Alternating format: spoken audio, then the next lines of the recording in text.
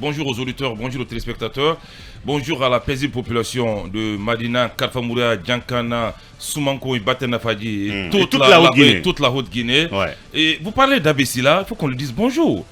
Voilà un ministre de la République. Bonjour au Premier ministre. Non, d'abord bonjour à Abessila, acceptez en 30 secondes. C'est fini au là, ministre Abessila. Non, c'est une brèche que vous avez ouverte. Non, je vais m'engouffrer là-dedans. là-dedans. Ne t'engouffre pas dans ma brèche. En 30 secondes. Non. Voilà un ministre de la République Pourquoi qui tu t'engouffres dans toutes les Voilà brèches? un ministre de la République qui se déplace pour gérer Corée.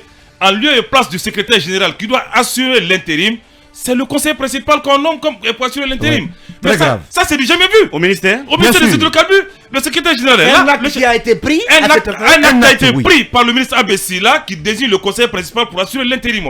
C'est-à-dire on bypass le secrétaire général, on bypass le chef de cabinet. Mais attention, nous ne sommes pas aux États-Unis là. Qui est le conseiller principal? Je ne connais pas le nom Non, du c'est conseil M. Keta. principal. M. Keta Ahmed. Ahmed Non, Keta, le secrétaire général. Les États-Unis sont bien gérés. Ils sont bien gérés, mais non. apparemment, il est en train de nous importer le système américain. Non. Soit il ne l'importe pas bien, il ne sait pas le calquer. C'est pas le système américain. Mais l'administration Son système. au ministère des hydrocarbures. Mon colonel, vous êtes à zéro collé, tapez du poing sur la table. C'est un conseil principal qui assure l'intérim. On insulte même la hiérarchie au sein de ce ministère. Bon sang de Dieu. En termes Des d'hiérarchie, ministres qui continuent à loger dans les hôtels. En termes d'hiérarchie. Oui, c'est le secrétaire C'est général le secrétaire général qui assure l'intérim après le chef de cabinet. Après ce dernier, c'est le chef de chef de cabinet. cabinet. Mais le lieu de logement, c'est pas un problème. Non, des ministres qui continuent à loger dans les hôtels. Ça, c'est pas un débat. Ça. Oui, sortez-nous de ça. Mais il a sa maison. Un ministre qui loge dans les Non. hôtels jusqu'à Mais présent. c'est lui qui paye. Où est le problème? C'est lui qui paye, Oui, vous le bien savez? sûr. Mais bien sûr. D'accord, on vous fera des Mais il révélations. a sa demeure personnelle aussi. À ce Donc, que s'il je fait le sache, choix- monsieur, Attendez, vous n'êtes pas conseiller en communication de Abessila. Oui, mais non, mais voilà. évidemment, mais il faut Il quand peut même bien dire se les- défendre, il faut il a un dire service de communication. Il faut dire les choses comme elles sont. Comme elles Est-ce sont. que c'est interdit d'aller à l'hôtel, loger à l'hôtel? C'est pas Mais le interdit. problème, c'est Mais pas l'hôtel. je suis choqué que vous cautionnez qu'un ministre passe la nuit dans je un dis, est-ce hôtel. que c'est Non, interdit? le Ok, problème, c'est pas ça, l'hôtel. c'est une Posez-vous la parenthèse. question. Voilà. Posez-vous la question. Est-ce qu'on lui a trouvé sa maison de fonction? Je vais parler de ce Est-ce gouvernement. qu'on lui a trouvé sa maison de fonction? Je vais parler de ce gouvernement. Je ne suis pas porte-parole du Mais il gouvernement. n'y a pas que le ministre, hein. Vous avez des amis DG aussi. Ah dont oui. vous ne parlez jamais. Non, je n'en sais pas. Allez-y. Bien. Zérekouré, on reste à Zérekouré. On reste à Zali. On va rester à Zali. On va parler toujours de ce gouvernement dit d'austérité. Mais vous savez, dans ce gouvernement, la communication, il faudrait qu'on la structure. Tantôt, les caisses de l'État sont bien pleines. Tantôt, nos équipes nationales ne peuvent pas voyager parce qu'il n'y a pas d'argent.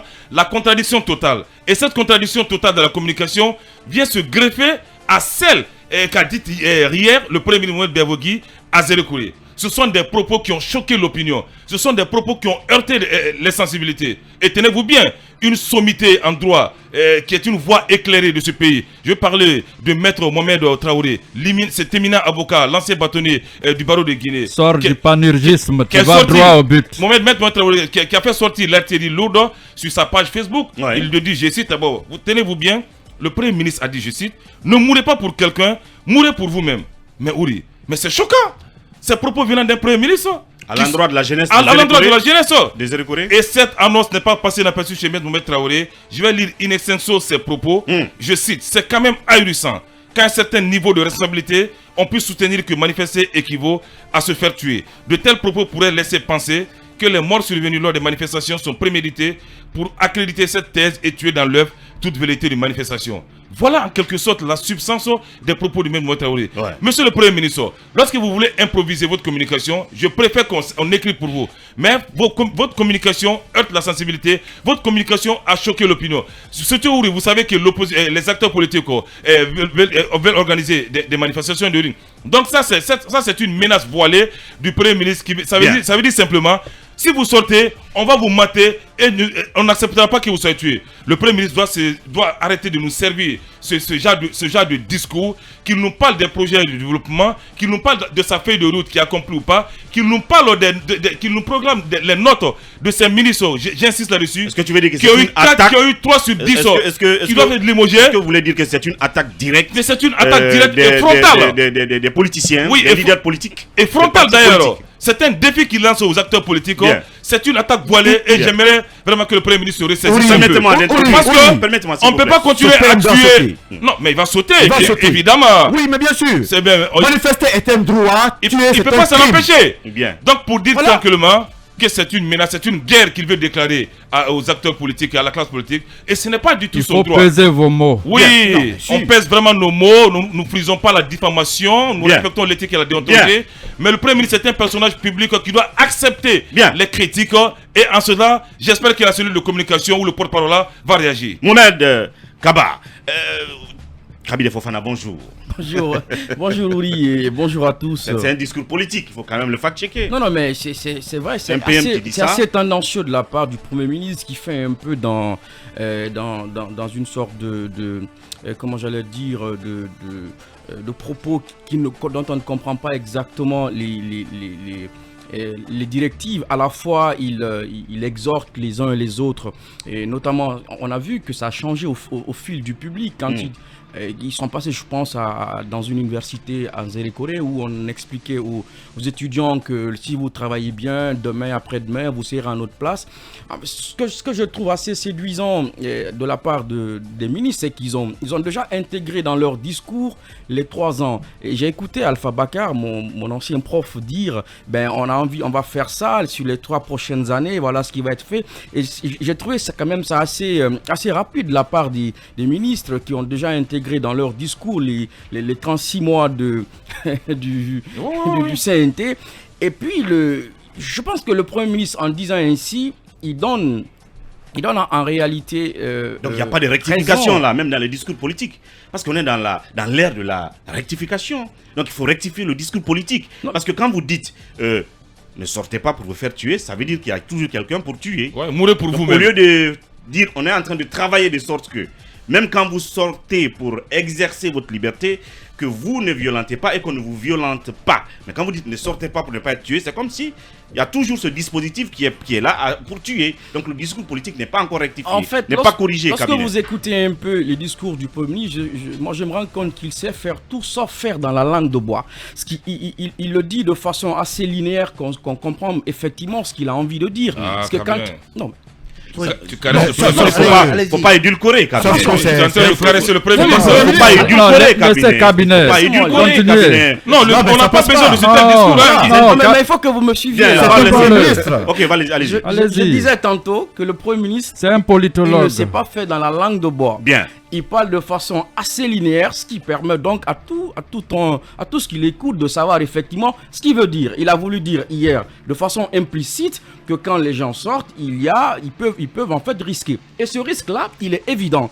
Il est évident puisque pour le moment, les réformes... Et c'est leur travail de travailler, permettez-moi le pléonasme, sur ce risque-là. Absolument, absolument. Ça veut en fait dire qu'aujourd'hui, le risque de sortir Oui, manifester il est là. est important. Bien. Et je pense que ça, il fait dans une sorte de réel politique. Il dit ce qui est. Maintenant, Il y a eu des manifs où même, en tout cas, un simple moustique n'est pas tombé dans ce pays. Non mais C'est clair. la question n'est pas de dire est-ce qu'il y en a eu. Le Premier ministre veut dire que sortir manifester est un risque. Bien. Est-ce que maintenant il appartient au gouvernement et l'État de façon générale de corriger cela? Bien évidemment, des réponses politiques doivent être apportées à des mouvements sociaux puisque de toutes les façons il s'agit là d'un droit aux gens de se réunir et de s'associer. Bien. Il appartient d'une certaine façon au Premier ministre et donc à tout son gouvernement de travailler cela. Maintenant, si toutefois, demain ou après-demain, des manifs sont organisés et qu'il y a des risques, ben, on interpellera le Premier ministre, on lui demandera, monsieur le Premier ministre avait raison qu'il s'était risqué de sortir manifester. Akoumba Diallo, Je bonjour. ne dédouane pas du tout le Premier ministre, je veux Bien. dire qu'il fait tout sauf faire dans la langue de bois et ça c'est très bien pour nous autres qui analysons le discours de savoir effectivement ce qu'il veut dire. Bien, Akoumba Diallo, bonjour. Bonjour Mamadou Uri, bonjour à nos chers auditeurs et téléspectateurs. Un petit mot sur ce discours depuis Zérékoré. Oui, mais avant, permettez-moi de m'interroger sur le sujet que venait d'évoquer tout à l'heure mon confrère Lincoln Oui. Souma, le bassicolo de notre studio. Hmm. J'aimerais bien qu'il me reprécise si, par exemple, ce cas qu'il évoque s'est passé à Sangaredi ou à Kamsar. À Sangaredi. À Sangaredi. Vous avez dû peut-être certainement faire un lapsus. Bien. Parce qu'on m'a appris que même la victime serait un certain monsieur Keita en service à la mine de Effectivement. Sangaredi. Et qu'il... bon, je m'arrête là pour ne pas le mettre Un mot en sur le danger. discours alors. Sur le discours de mon bien-aimé, monsieur le Premier ministre, Mohamed Beavogui, on est quand même dur avec lui. Certainement, Mohamed Beavogui... Qui aime bien, châtie bien. Oui, d'accord. Certainement, M. Mohamed Beavogui a intégré dans son langage un discours préparé, cuisiné par l'ensemble du gouvernement pour intimider les citoyens dans la perspective qui certainement se prépare à participer aux prochaines manifestations qui seront organisées ou qui pourraient être organisées par les partis politiques, la société civile et que sais-je encore. Bien. Cette délocalisation de ce Conseil des ministres n'a pas seulement pour vocation, de mon point de vue, de se rapprocher simplement des citoyens, mais la mission principale est de transmettre un message et de préparer l'état d'esprit des uns et des autres pour qu'on ne vive pas cet événement qu'on a connu entre 2006 et 2007 et qui a occasionné l'arrivée d'un certain Kouyaté à la primature. Rappelez-vous que tout le pays avait pris feu, entre guillemets, au même moment et il n'y a pas eu d'exception. Alors, que Mohamed Beavogui passe un tel message, je pense qu'il est dans l'esprit d'équipe. Bien. Maintenant, le problème, c'est quoi? C'est qu'ils se mettent la corde au cou. C'est qu'en cas de bavure, il pourrait être celui qui pourrait être interrogé pour s'expliquer. Et cela est très dommage pour quelqu'un qui a fait une carrière internationale et qui suscitait un espoir. Vous savez que avant sa nomination, j'ai eu à faire un profilage avec un certain nombre d'institutions le concernant. Mohamed Beavogui, c'est un bureaucrate. C'est quelqu'un qui n'est pas habitué au terrain, mais qui sait composer des équipes. Peut-être c'est contradictoire, mais beaucoup de ceux qui le connaissent disent qu'au bureau, il a le temps d'analyser les profils et de mettre des équipes pour exécuter des tâches. Et c'est pour ça d'ailleurs, il nous a dit, dès son installation, qu'il conduira un gouvernement de livrables. Mais nous attendons encore ces livrables et de savoir quel est le poids que pèsent ces livrables sur notre vie, sur nos libertés, sur notre futur. Talibé pour compléter. Oui, ce matin, avant d'entrer en studio, il y a un des membres de la cellule de communication du gouvernement qui m'a appelé pour dire que le discours a été sorti de son contexte, puisque pour eux, je me dois de le rapporter, ça ne vient pas de moi, je le rapporte. Pour nuancer ou en tout cas donner une autre grille de lecture.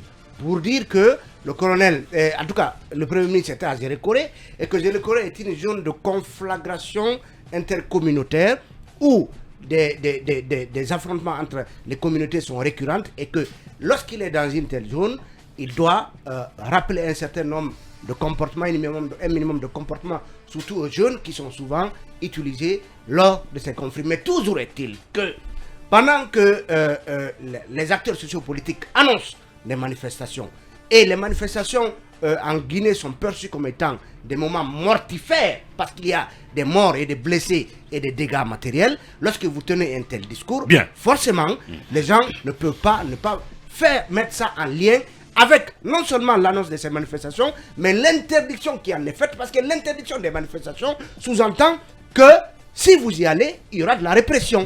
Donc, le Premier ministre, malheureusement, n'a pas été... Si c'était ce discours s'adressait uniquement aux jeunes de Zérékoré par rapport aux crises habituelles, le Premier ministre n'a pas été suffisamment explicite. Et aujourd'hui, on ne peut pas ne pas faire le lien avec ce qui se prépare en termes de manifestation. Ce qui reste aujourd'hui, c'est supprimer les droits de manif en Guinée.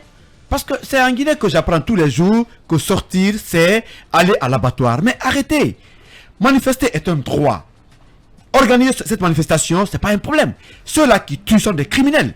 Donc, monsieur le Premier ministre, vous êtes passé à côté. Et demain, si, au moins, même si c'est peut-être un cheveu qui tombe, le seul responsable sera le PM. Bon, pas forcément, oui. Non, bien sûr. Cabinet Fofana. Moi, je suis étonné que l'on dise que le Premier ministre s'adressait aux jeunes de Zérékoré. C'est une contre-vérité pour être originaire de Zérékoré, lorsqu'on s'adresse aux gens qui sortent, lorsqu'il y a des manifs et autres, c'est pas comme ça, on le dit. Je ne sais pas, peut-être s'il fallait peut-être prêter les mots qu'il fallait au Premier ministre, mais je ne pense pas que ceci s'adressait aux jeunes de Zérékoré qui parfois, au gré de situations politiques, même sociales, se tapent entre eux. Mais on sait que souvent, c'est des problèmes de religion et des problèmes ethniques. Mais ça, ce discours-là, tel qu'il a tenu, ne s'adressait pas à ces jeunes. C'était Non, quoi? mais- C'est qui alors sa cible?